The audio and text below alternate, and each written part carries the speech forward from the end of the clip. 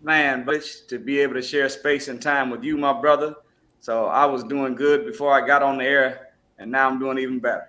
Hey, this is a great thing to have you on here. I'm so privileged and honored to get a chance to have this conversation. I don't like to call these interviews anymore. I like to call these conversations, and just for you to enlighten us with the wisdom that you're about to. So much so, I felt so privileged that I had to step up my dress game. I had Dr. Wesley Muhammad on here, and it was late at night, and I was like, I know there's no way at 8 o'clock at night Dr. Wesley's gonna wear a suit, and sure enough, he did. So I figured if he did it, I knew you would. So I had to step it up just for you. Well, it's out of respect, and in particular, a lot of people don't understand. There's even a science behind the suit and the bow tie. Hmm. Um, as a general rule, anytime you see someone in a suit and a bow tie, they're either doing one or two things: either they're serving, or they are in a wedding, Hmm. marrying someone. So in that context, we wear the suit and the bow tie because we are the servants of God and the servants of our people. So we want to present ourselves to our people as their servant. And then, of course, the same vows that a bride and groom takes to one another, we believe from the guidance of the Honorable Minister Louis Farrakhan, we should have that same kind of spirit and take those same vows when it comes to the mission of the resurrection, restoration, and redemption of our people. So, we look like grooms and servants. And of course, too, the bow tie also is a part of our wardrobe. Hmm. Wardrobe. I called it. I definitely Yes, called that. whenever you are in guerrilla warfare and you have to establish a beachhead behind enemy lines, you have to dress like the dominant figure of that environment if you want to camouflage and maneuver without being observed as easy. So they wear suits, so we wear suits, and then Mm.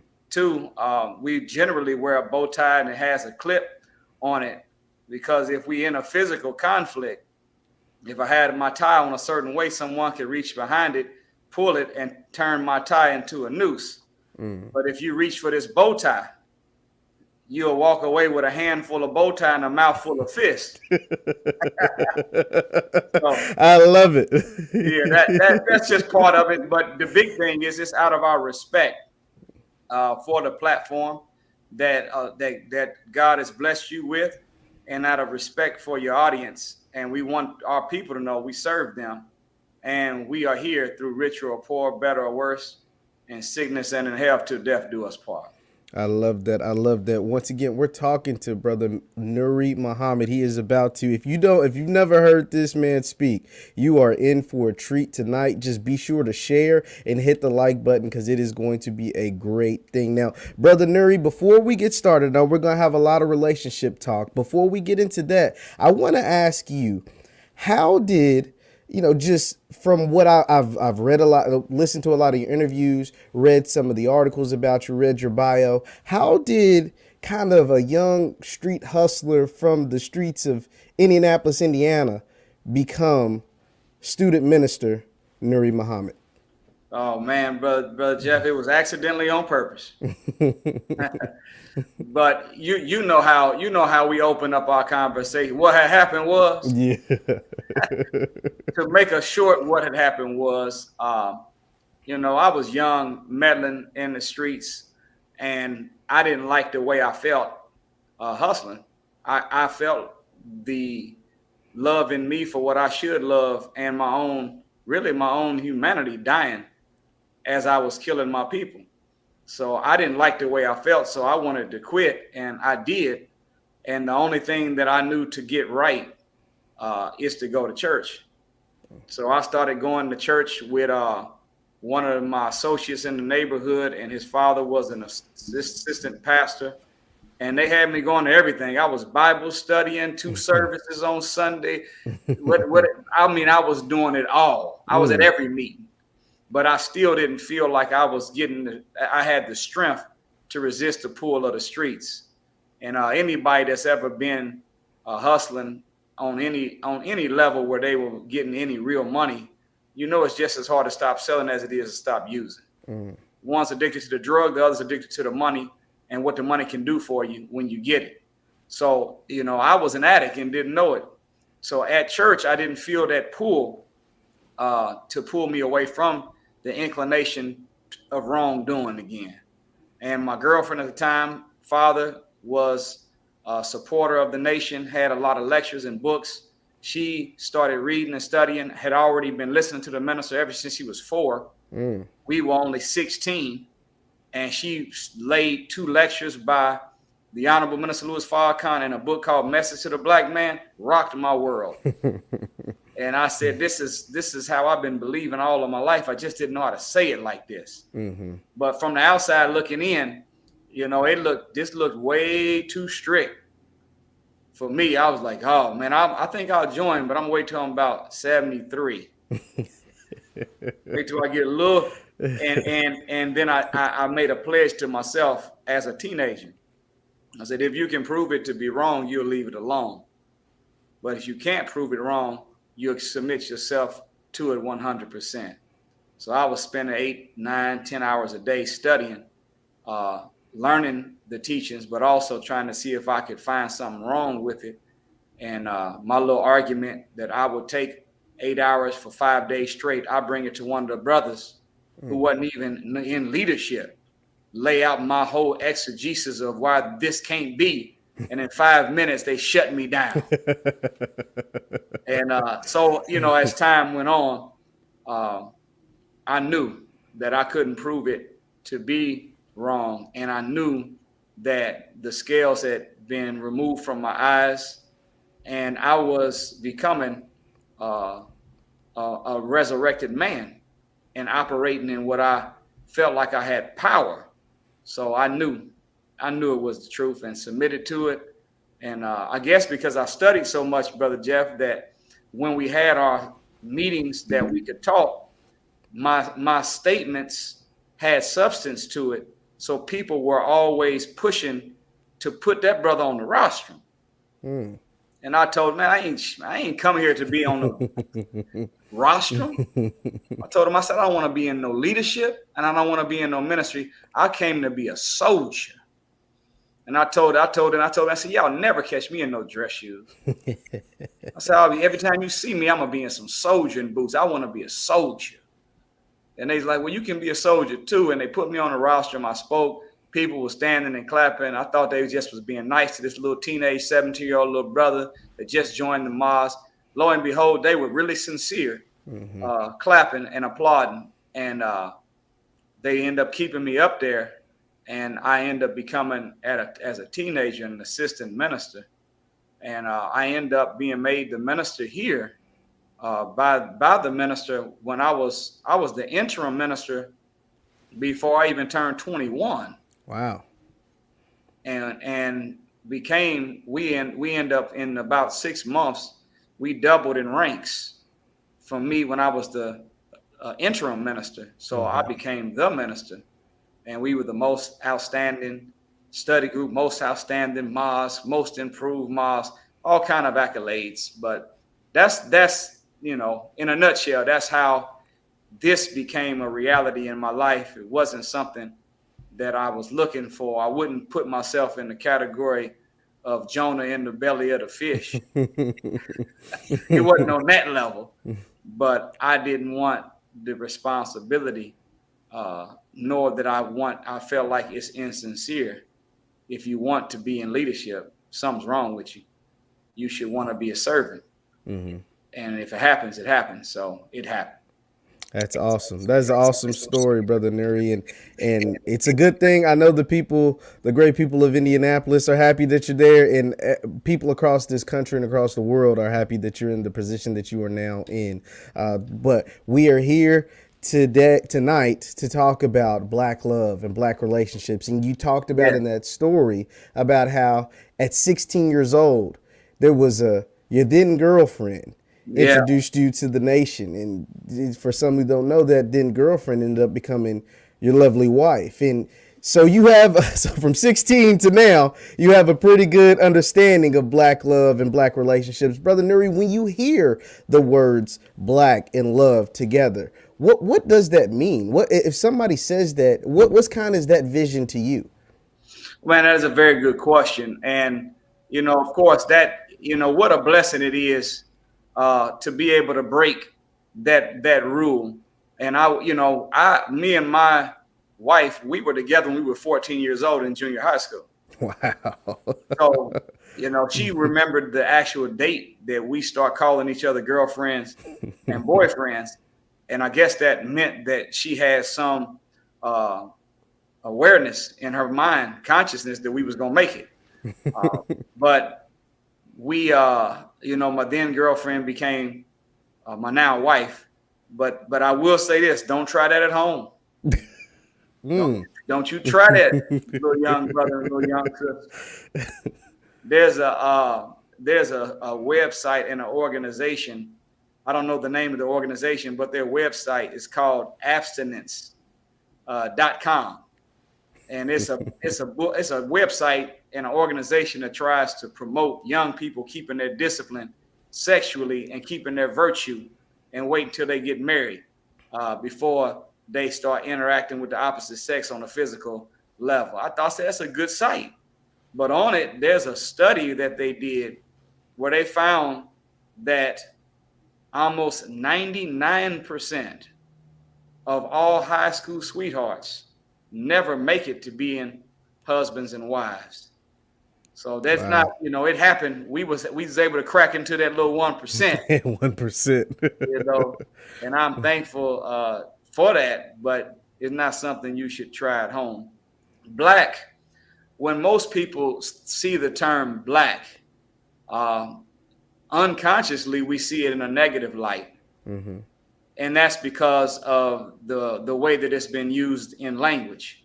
If you look in the dictionary under the term black, there's 120 definitions. All of them are negative. But you look in the dictionary under the word white, there's 134 definitions, and almost all of them are positive: pure, clean, innocent, holy. But you go to black, as in, you and my brother, y'all were on the line. If y'all wouldn't have made it, y'all would have been blackballed. Look at that. Whenever you're having bad luck, you're behind the 8 ball, the black ball, the last ball to go in. The stock market crashed. It was called Black Monday. You're telling a little bitty lie, it's a little white lie, but you're telling a deliberate lie, it's a black lie. Think of so the math of black as a general statement has a negative connotation to it. The conscious community, a lot of times we use black, and it only is a description of skin color. But black is not just color.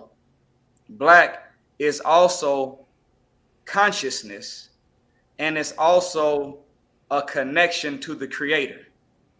So when I think in terms of black, period, I think color, consciousness, and connection to Creator. Black love is that kind of love that grows out of the color of your spouse the same as yours. Conscious, meaning you care about your people and the rise of your people, and you have a connection to the Creator in the sense that you are moral and you are trying to please God. That's my little take on what black love means to me whenever I hear the statement. Awesome, brother Muhammad. That is a great way to put it, and that's a great way to start, because we're talking about black love and black relationships, and you gave a keynote at the All Black National Convention this year, and you broke down some statistics. One of those statistics was a long time ago that it would be 90% of black marriages. and they in almost 100% of those 90% of black marriages would last. And those statistics, it went to from 90% of black on black marriages to 40%. Just Right. can you break down some of that, and what do you think are Yeah. some of those the causes to the lack of black marriages that take place now? Well, it of course it did help that it was against the law to marry white women Yes, as that's black very men. true. It That's did very help. true. It did help that we were being lynched from looking under a white woman's dress while it hung on a clothesline. But what there was a 2015 McKinley Irving family law study where they went and looked at 1867, 2 years up from slavery, so-called Emancipation Proclamation. Whole nother show though, Brother Jeff, Yeah, yeah. for that, because emancipate doesn't mean free. That's why they didn't call it the freedom of slave. The word emancipate comes from the Latin word emancipere, which means to free from the hand, but not from the control. So once you got certain commands installed into the psyche of a people, you don't have to regulate their hands and their feet anymore, because every voluntary act of the human body must first start off as a thought. And then the thought is what encourages the body to engage in the appropriate muscular activity that matches the nature of itself.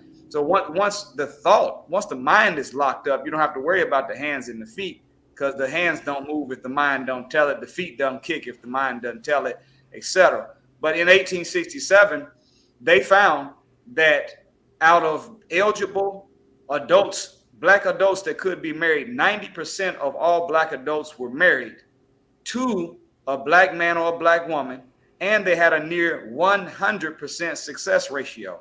2015, there was only 40% of black adults that could be married actually being married, and they have a 75% divorce rate. So if you've got 40%, that's 4 out of 10. And if you got a 75% divorce rate on top of that 4, that means for every 3 couples or 4 couples you see, 3 of them are not going to make it. So only 1 out of 10 will survive to meet the word that they gave, till death do us part. Wow. So part of it, of course, was that, number one, we had to unite with each other in order to survive, and it was against the law for us to even look at a white woman. You could literally not just be incarcerated, you could be lynched for a crime called reckless eyeballing. Wow. And when were charged with reckless eyeballing, the slave master's children would come and grab you and lynch you for looking at a white woman too long. So part of it, that fact that we were connected to with our own woman as the only option and our own man as the only option. And we were not, how can I say this? We were in Africa and we had become strong. We was there living and conquering the jungle for 50,000 years. And we inherited a certain amount of resilience that allowed us to be able to endure the suffering of slavery. Mm-hmm. Slavery imposed a whole nother level of treachery on us. And then the next generations, they were able to have that genetic resilience to be able to survive in the recent years up from slavery. But now it appears as though that resilience, that strength, that fortitude that we once had is now beginning to wear off, and we're not as strong as we used to be. So I don't know how to say it, but we punk out too much. We punk out too much on everything, including marriage itself. So we have that pattern now of giving in when struggle shows up. We have the most damnable disease that's killing black people is not high blood pressure, diabetes, or AIDS or cancer. It's excusitis. And unfortunately, Brother Jeff, is even integrated and transferred over into the category of black love. Then when we put our word out there, because we were still somewhat connected to the genetic memory of our God-centered African culture, where we said, my word is bond and bond is life. And I shall give my life before my word shall fail. So when we gave our word that I will be your husband and I will be your wife through rich or poor, better or worse, in sickness and in health, till death do us part, our word was bond.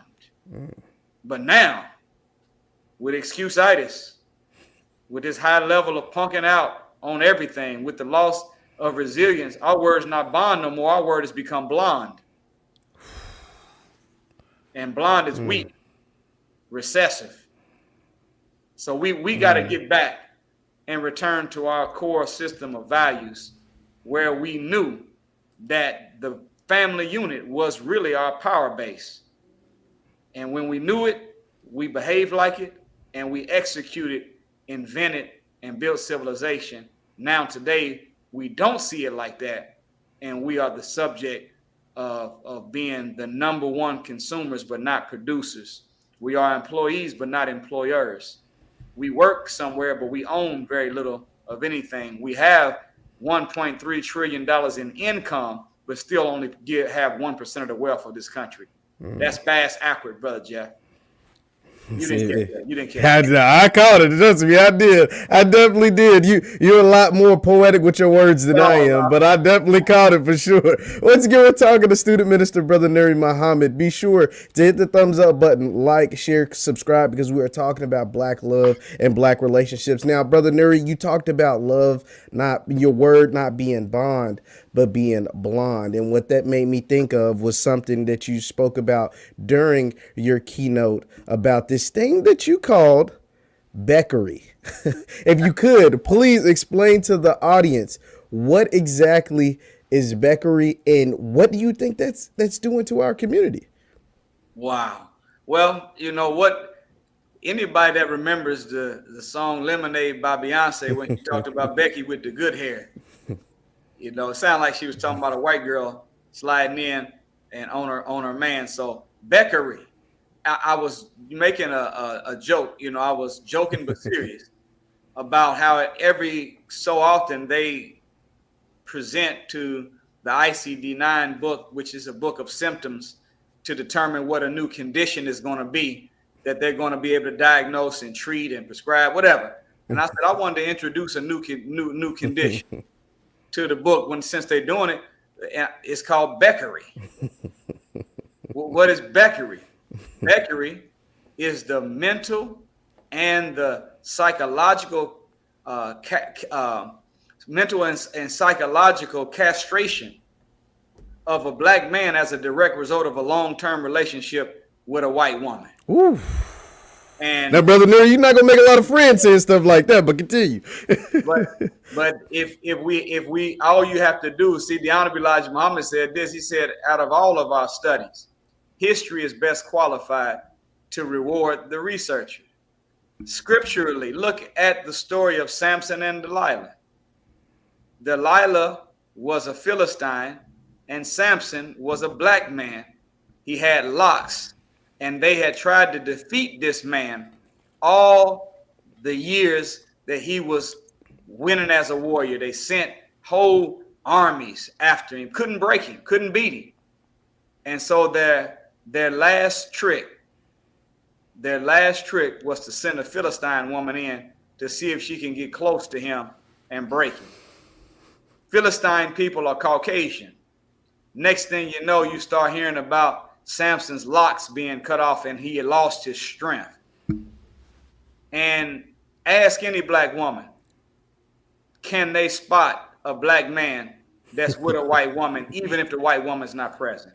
And I guarantee you they'll tell you yes. You know why? Because as a general rule, they're a little softer, a little more punctified. They're not as masculine as they should be or would be if they was with that queen.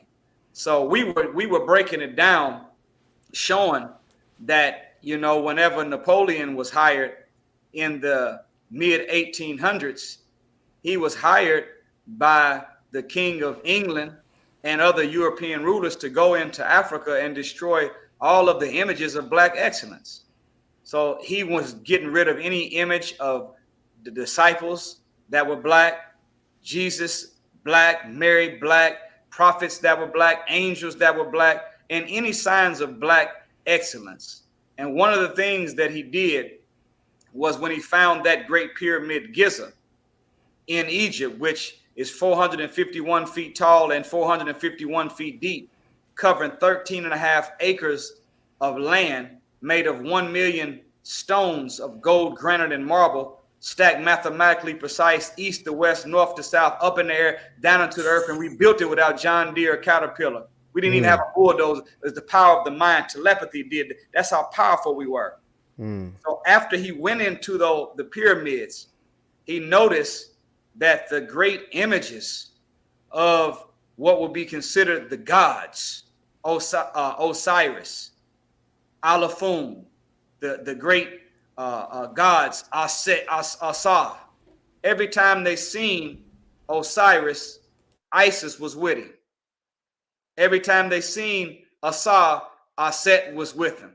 Every time they seen the great god male, Alafun, Ilida was right by our side. So when you go into the pyramid now, you can still see Alafun, you can still see Osa, you can still see Osiris, but next to them, somebody scraped away the image. And that image that they scraped away was them being with that black queen. Why? Napoleon knew that he could not allow a message to be sent down the line of time that not behind, but beside every strong black man has always been a strong black woman. So we want to try to, he was trying to start the disease of Beckery way back then. Here we are in 2021 and it's become full blown. Once again, we're talking to Brother Nuri Muhammad. If you haven't noticed by now, the man's on fire, and we're just getting started. Now, Brother Nuri, I heard there was a saying that I heard once. I first heard it from Brother Ben X, and it was from Minister Louis Farrakhan. He said, "Romance without finance is a nuisance," and I heard you say the same thing. And I was like, my mind was blown when I had first heard it. And then it was blown even more when I heard it the second time. For our audience, what does that mean? And why is that so important? Yeah, well, that's one of them old sayings. I call it from the gospel of Big Mama. We might have learned it from the minister, but it's an old saying that we had. And when I say the gospel of Big Mama, people know what I'm talking about. It's some stuff that Big Mama said is just as true as what Matthew, Mark, Luke, and John said. Birds of a feather flock together. That's not the Bible. That's Big Mama. You lie down with dogs, you're going to get up with fleas. A family that prays together stays together. Wise man learn from others' mistakes. Fools learn from their own. A woman will either make you or break you. That's not Quran. That's Big Mama that said that. So it's some stuff Big Mama didn't put out, and one of them was romance without finance is a nuisance. Why is it? Because the nature of a woman is to put demands on the nature of a man, and the nature of a man is to put demands on the nature of the woman. And when you unpack the variables of the scriptures of the Old Testament, New Testament, or the Holy Quran, no matter which one you look at, it says by nature, man is maintainer, protector, provider, and woman by nature is help meet, comfort, and consoler to her man. So anytime that you have romance and there's no finance, how can you maintain? How can you provide?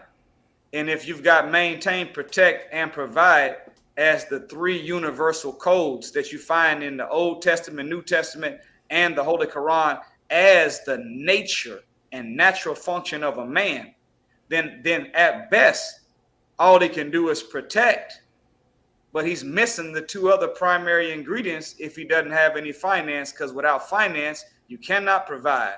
Without finance, you cannot maintain. So it becomes a nuisance because it is the nature of a woman to put a demand on the nature of her man. And she's going to want and desire, not because she is, as they say, high maintenance or whatever, but it's the nature of a female. She wants to be made secure, and she becomes secure when that man is a maintainer, protector, and a provider. And without finance, without money, you're not going to be able to fulfill maintenance and provision. So it becomes a nuisance. That's where the nuisance becomes. It wasn't a saying that men came up with. This was a saying that came from women based upon life experience. I done got connected to a man. He don't have no money, no know-how, no will. He's non-productive. Therefore, he's a nuisance. And no woman wants to be with a full-grown boy. Every woman wants to be with a man. And when you put a diamond on the finger of a woman, she's excited, but the real thing she wants more than a diamond on her hand is to be holding hands with a man that has become a diamond among men. And you can't be a diamond among men unless you know how to hunt, unless you are a go-getter, unless you know how to go out and conquer matter, energy, space, and time, and bring back material reward to build a legacy for your family.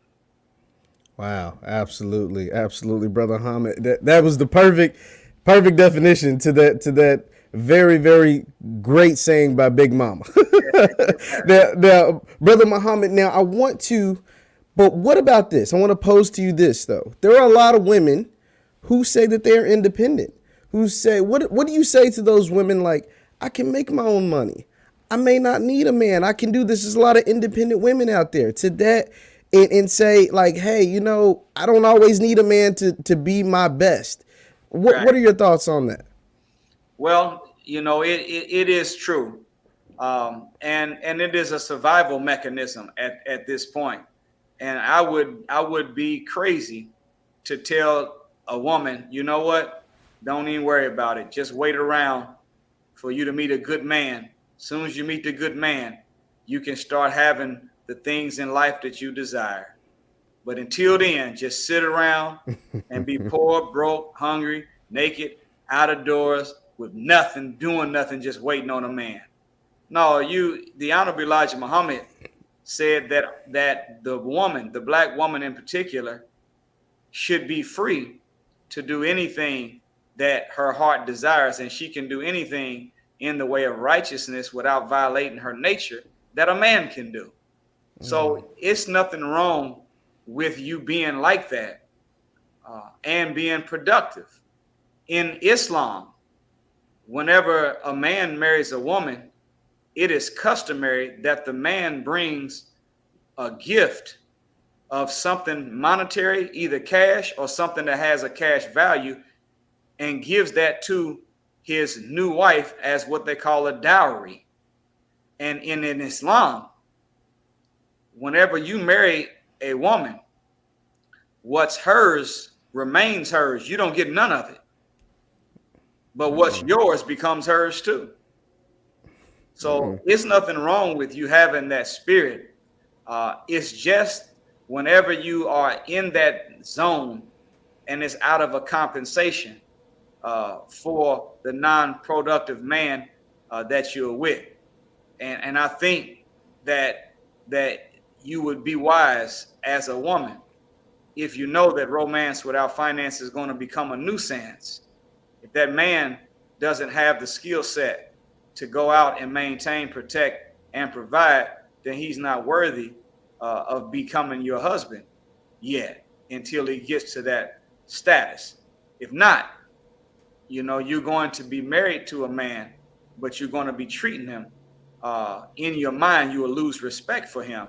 And it's gonna really upset the balance of the home, because the language of a man is honor. And the language of a woman is security. She wants to feel secure emotionally, mentally, physically, and financially. She wants to feel secure. But the nature of a man is honor. And when that man is a non-productive man, he won't receive honor from his mate, and at a certain point, it's going to serve as a means of weakening the man even more, and he's not going to be loyal to you. He's going to be gone. So no, sisters, I understand. It is a unfortunate circumstance, and it's not by accident; it's by design. Mm. I encourage all of the viewers to Google the Willie Lynch letter and Google the "Let Us Make a Slave" document that comes from that letter of Willie Lynch, and look at the particular chapter or section on the breaking of the nigger female. Mm. And when you look at what he says, in paraphrasing, that make her to be independent of her man. By doing so, you will put her into, listen to this, he said, a frozen psychological state. Wow. Where she will begin to train her offspring to be as you would make them if you were their parent. Talking about slave masters. Mm-hmm. So check it out. They know that that's not the nature of things. The woman is not born and created by God to handle an undue amount of stress. And the minute that you become so independent that you have to become maintainer, protector, provider, and comfort, and consoler, and homemaker, and mother, when you have to do all of that, you are putting yourself under too much stress and pressure. You're weighing other than your own self psychologically. It's only a matter of time before it destroys you health-wise and emotionally. So it's not a good system, but I understand it for survival. Be as you have to be, but encourage that man to be as he should be. And when he gets to that point where he is that hunter and that go-getter, and he is able to do for you and your family, then let that stress go and let him carry that burden. Smile and live a stress-free existence because you got a good man that knows how to take care of you. Absolutely. Absolutely. Once again, we're talking to Brother Nuri Muhammad. And now, Brother Muhammad, you have a series of books. Now, one of those books is titled Before I Say I Do. What Yeah. are some of the things that you suggest to flourishing couples that are dating that you would advise, some of the things they should think about or maybe even consider before they say I do? Well, that's a very good question. And this book is Before You Say I Do. This book is really designed to assist really a black man and a black woman on proper mate selection. Mm. If you notice, rich white people always marry rich white people. It's very true. And the reason that you see families marrying similar families among the Asians, the Jews, and Caucasians is because they are trying to keep a certain breed or a certain species of their people alive. So they are very selective. It's the same as it is with the dogs, the horses. You don't mate different breeds of dogs with one another. You don't mate different kinds of horses. You have a horse that is for carrying a wagon or one that's a race stallion. You marry stallions. You put stallions with stallions. Mm-hmm. So mate selection, is so important. In fact, I'm gonna step out of here and say this, Brother Jeff. Outside of belief in God, choosing the right mate is the most important decision you'll ever make in your life. Wow. Because when you choose a mate, either that mate will inspire you to grow into your greatness, or they'll confine you to complacency. They'll either be your other half, or they'll make you half of yourself. Mm.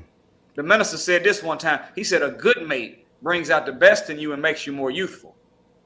And a bad mate brings out the worst in you and causes you to age prematurely. So choosing a mate is the most important decision other than belief in God you ever going to make. Why? That's why. Mm. So phase one, remember brothers and sisters, what is marriage called? It's called holy matrimony. It's called a sacred union, or in some writings, they call marriage a covenant connection. Covenant connection, sacred union, and holy matrimony. These are all spiritual terms. Mm-hmm. So when you are going to choose a mate, you should be looking more at spiritual and mental characteristics than you are looking at physical characteristics. And one of the things that we learned is that, see, before we were kidnapped and Caucasianized and Westernized, there was no such thing as dating among black people.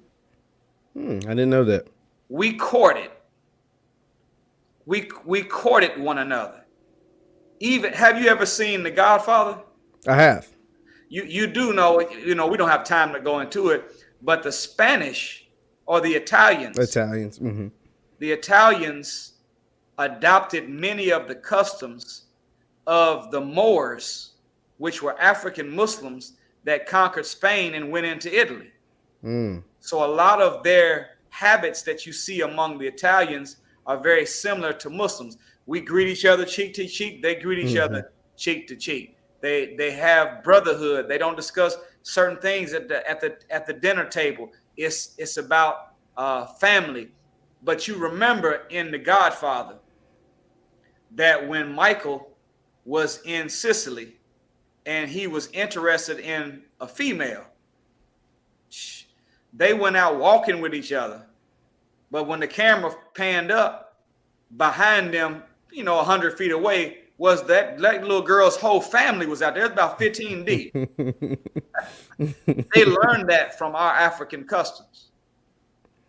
We did not believe that we should ever engage in physical contact with one another until we were married, and that any time that we were even alone with the opposite sex, we would have a chaperone with us to make sure that we didn't get too excited, too physically attracted to one another, and then end up engaging in premarital sex. Sex, the Honorable Minister Louis Farrakhan said, has a blinding quality to it. It floods the brain with so many chemicals, the serotonin, the endorphins, the adrenaline, and the dopamine that the brain is flooded with being sexually active is so strong that it begins to really corrupt the prefrontal cortex, which is the place in the brain that deals with judgment. So once the judgment centers of the brain have become, for the lack of a better word, distracted and distorted, now you can't even see the negative spiritual or psychological, mental, or personality traits anymore because you're too infatuated with the physical. So we, in picking that mate, say don't date, court. Dating is just two people involved with each other and whatever happens, happens. But courting is when two people are only communicating with each other because in their mind they have at some point finding someone that they're going to marry, and they're not going to be physical till that point. I know this sounds rough and strict. It's real rough and strict. You think about. I think you think about people talking about how hard it was to have Steve Harvey put out something called a 90-day rule. Oh Lord, how we?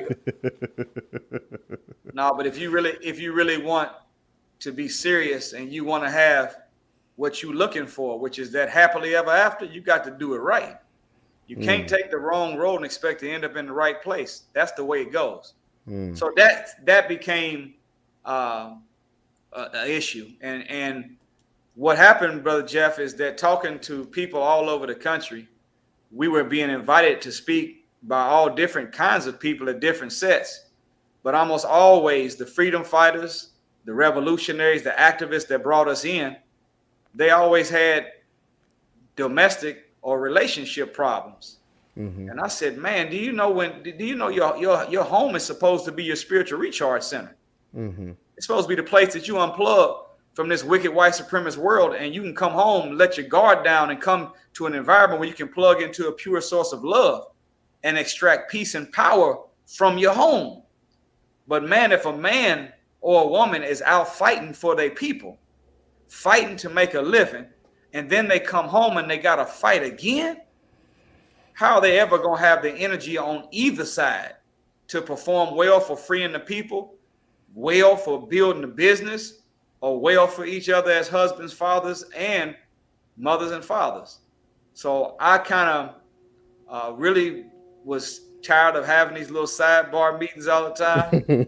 So I said, let me see if I can come up with something that can help stop this a little bit and help it. And I did Before You Say I Do. And then we kept going. And then everybody said, well, I'm already married. I still want to talk to you. I was like, I got to do another After You Say I Do.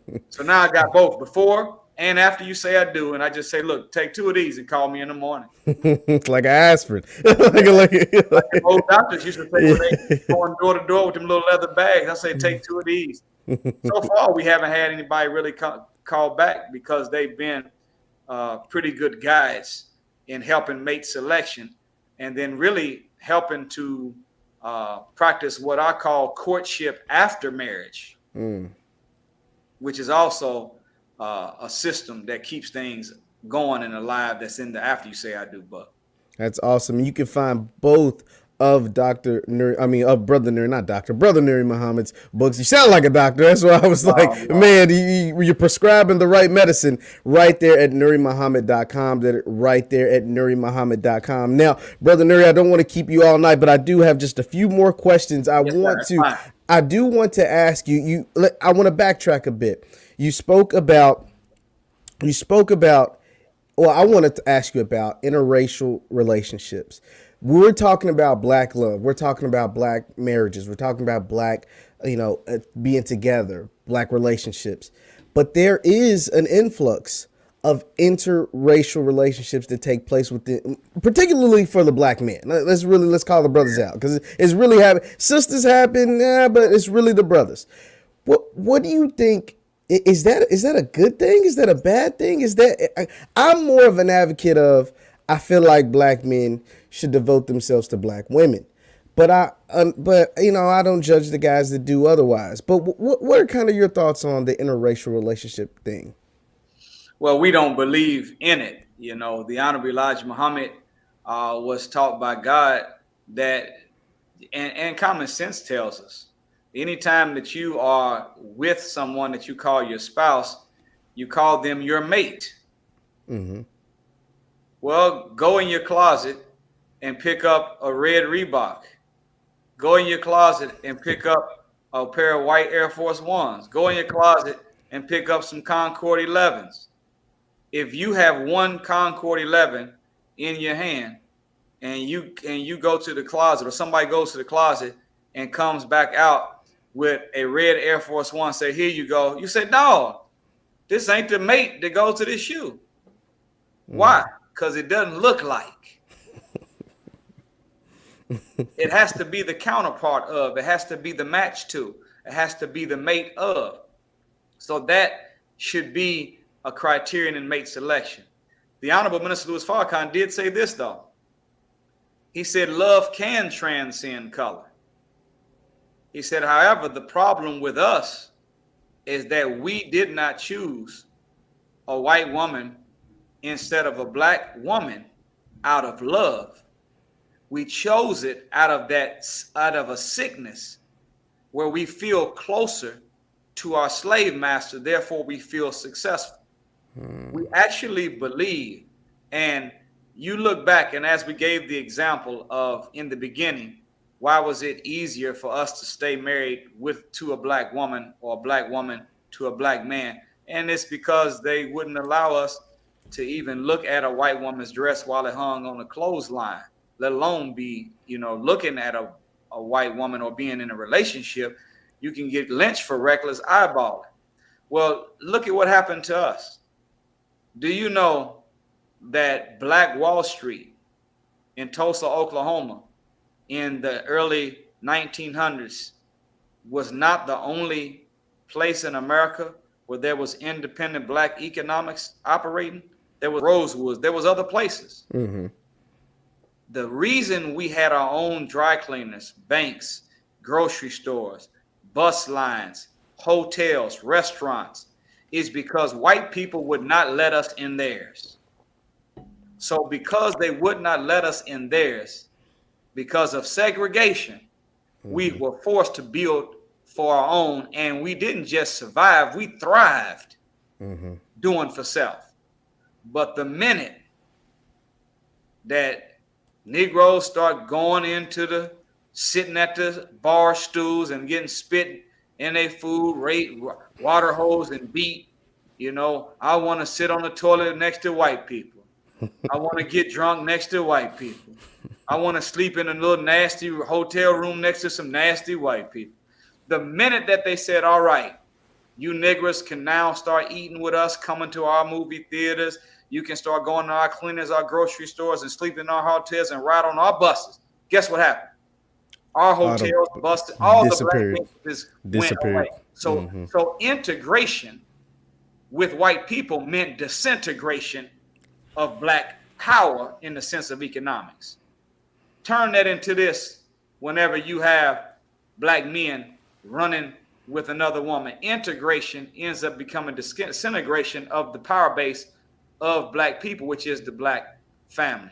So it is not that love can't transcend color, but what made you like them enough to choose them over someone that looks like you and came from the same life experience?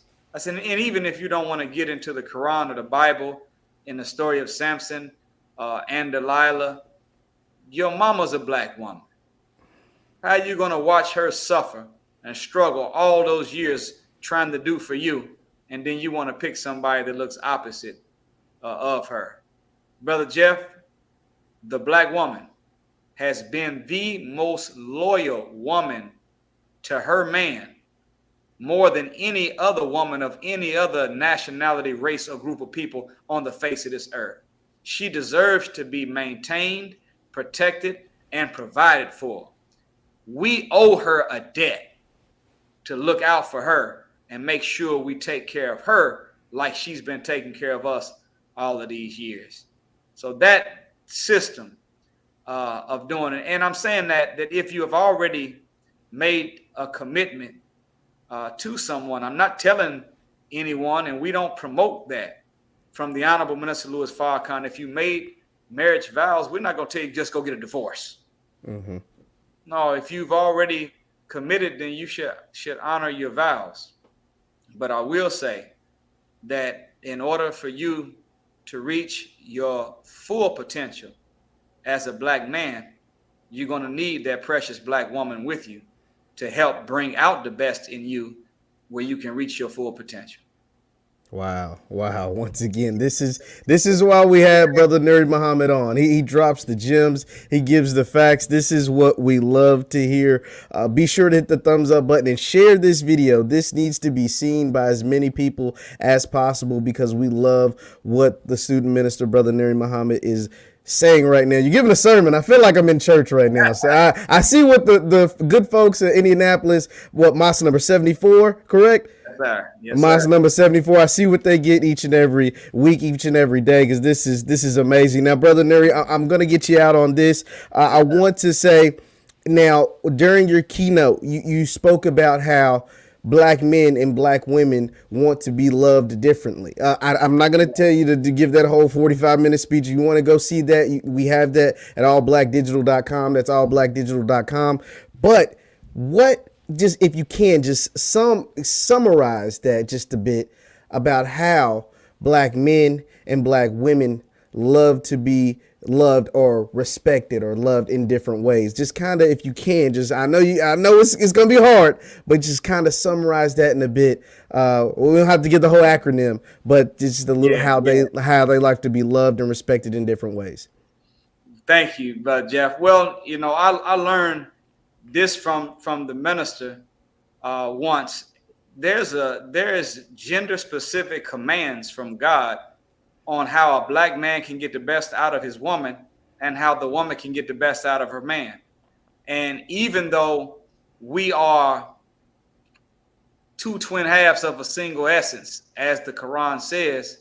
We are different in the way that we receive and the way we are communicated with when it comes to love. You have some people that wrote a book, they call it the four love languages.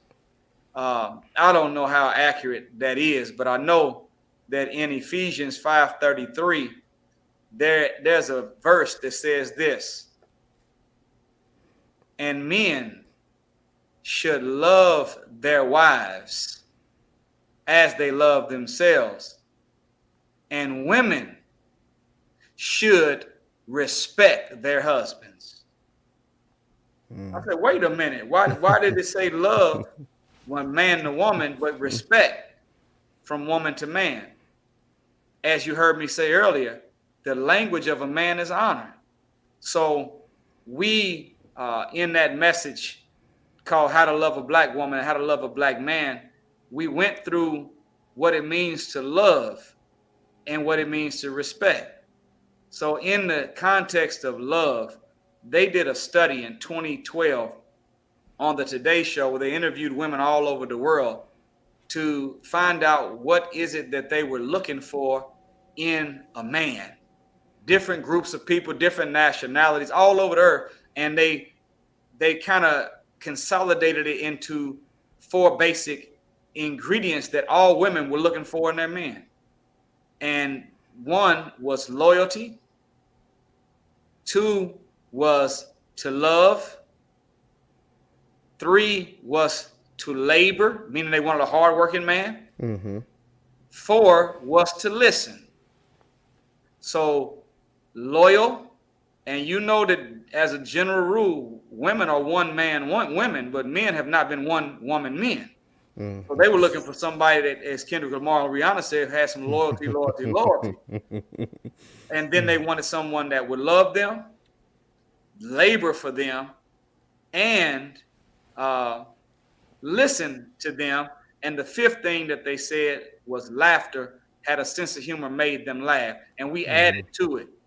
You can't just be no good man to a woman if you know how to listen, make her laugh, you labor, and you know how to love, and you loyal. The minister said this. He said, an ignorant man will never be a good husband to a woman. So you also have to be a learned man. You got to be learned. You got to be smart. Mm-hmm. So that kind of a breakdown is what makes love from a man to a woman bring out the best in her. Mm-hmm. And then respect.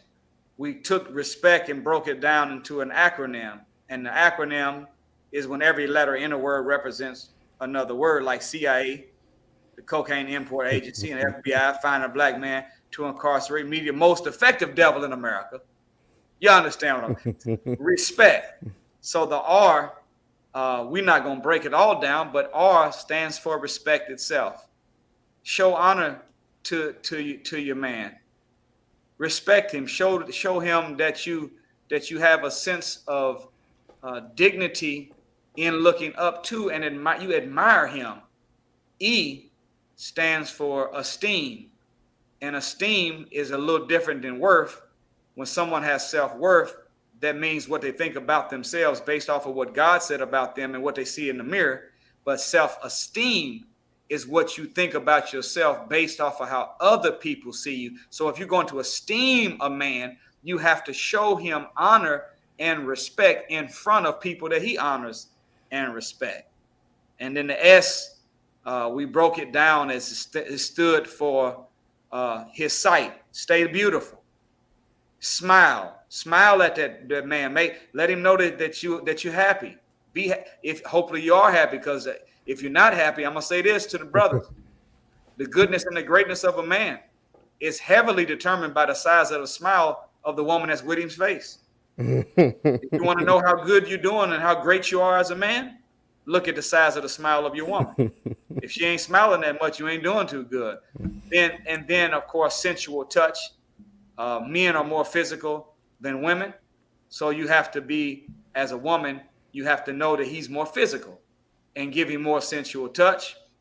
And then the P stands for I believe we broke it down to represent power, or show him that he's powerful, or that you are proud of him. Honor him, compliment him. And then, of course, the other E is eating. What food do you feed him? You don't want to just be as a wife. You don't want to just be a cook. You don't even want to just be a chef. You want to be a food scientist that knows how to study what his purpose for living is and what kind of energy output is required for him to perform successfully at what he does to make a living for you or your family. And then you figure out the balance of carbohydrates, protein, and amino acid, what fruits and vegetables go well together that give him the strength and keep his health up so that he can eat good at 6 o'clock on Wednesday and wake up early on Thursday, ready to go conquer the world for you. So eat. And then the last is C, show compassion to that man. Men are more sensitive than they act to be. Be kind, be compassionate to him, speak to him in a kind way, and show him that you care. And last, the T, train your children to love their father. Train your children to know that what the father is out there doing. Because, as a general rule, Brother Jeff, children don't spell love, Love. Children spell love, Time. So what they deem as love is spending time with them. But when a black man in this world is trying to survive, normally we got to work so hard that we don't have a lot of that Time. But if you've got a wife that will train the children to love their father and let them know daddy's not here, but he's out there putting in work to make sure that you have that coat, that you have those shoes on your feet, that we have something to sit down on, that we have a warm home and we have food in the refrigerator. That's his love for you. So when he comes home, soon as you hear them keys jingle, that door open, you run to that door and you jump on your father, tell him how much you love him and that you missed him. So that's kind of a simple little formula to love her and her respect him. And if we follow that little simple template 7 days a week, 365 days in a year, we would be back at 90% of all adults married again with a near 100% success ratio, staying together. Good black man with a good black woman, building a future for our people. Absolutely, absolutely. Those who are listening, please give Brother Nuri Muhammad a digital round of applause. Brother Nuri Muhammad, you were a blessing to all of us tonight. We appreciate you coming through. You can connect with Brother Nuri Muhammad. They got him banned on some social media, some shadow banning going on, which is super garbage, but you can understand why. You can understand why, because if we had 1 million or 10 million or 100 million Brother Nuri Muhammad's in this world, our community would be a better place. You can connect with Brother Nuri Muhammad right here at NuriMuhammad.com. That is NuriMuhammad.com. Thank you all for tuning in. Brother Nuri, I want to say on camera, thank you so much. This was an honor to share this space with you tonight. I appreciate it so much. Man, thank you, Brother Jeff. And I look forward to coming back and being with you again. And I just challenge you to field the questions that come from the audience. And then in a few weeks, come back. Okay. Yes, sir. Questions that came from the people as a result of what they might have heard today. And no questions off limits. And let's have that raw conversation so we can get our power base back. Yes, sir. Absolutely. For those who want to, you can send your questions to Brother Nuri right here at his website, or to me right here on Instagram. That is at JLightsy7. That is at JLightsy7 on Instagram and Twitter. I appreciate you once again, Brother Nuri. Thank you all for tuning in tonight, and we will see you next time. God bless.